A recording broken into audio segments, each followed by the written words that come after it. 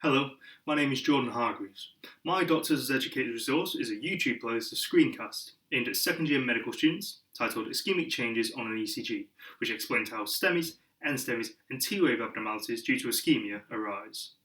The playlist begins with two videos on T-waves, the first recapping the relevant basic principles of electrocardiography and how that relates to normal T-wave formation. The second explains how and why ischemia changes T-wave morphology. The next three videos explain how and why N-STEMIs and STEMIs are formed on an ECG when there is ischemia. ECGs are notoriously hard topics to understand, and studies into why medical students find them difficult found one of the key reasons is that, unlike imaging techniques such as X-rays or CT scans, the tracing an ECG produces is abstract and needs significantly more interpretation to understand. Multiple studies into video-based learning show that it's very popular with medical students due to its versatility. It can be accessed anywhere, at any time, from any internet device. However, further study needs to be done into how effective video-based learning is at improving medical knowledge. Though there are many videos explaining how STEMIs and N-STEMIs form, they're often flawed. Some teach through pattern recognition instead of the more effective method of meaningful learning. Some are too fast-paced and require repeated views to understand.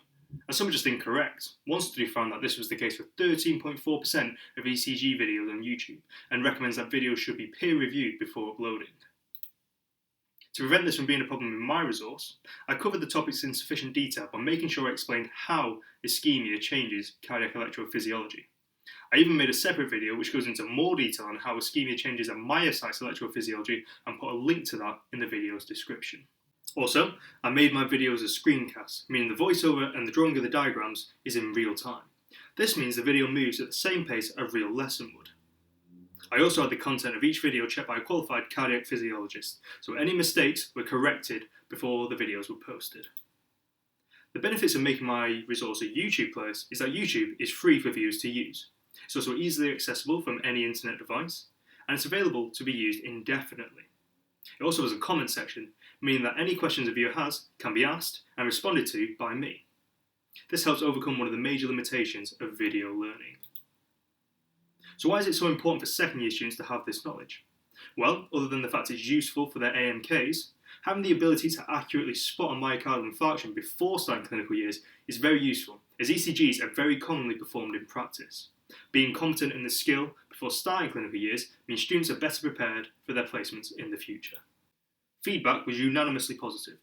Viewers all agreed or strongly agreed that the layout was clear and easy to follow, that it helped them to understand ischemic changes on an ECG, and that the concepts were explained clearly.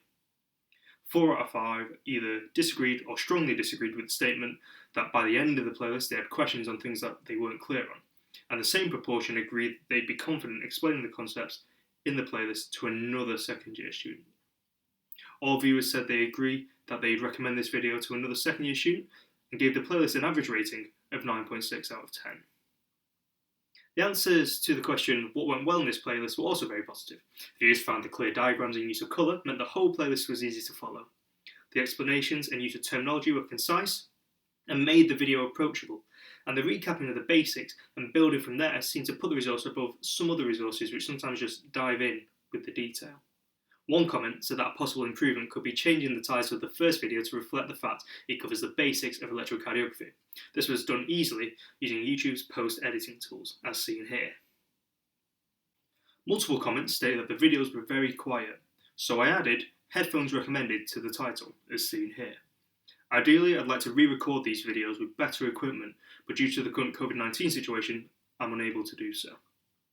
One comment was that sometimes I had to correct myself, so making the videos in separate segments would make this easier.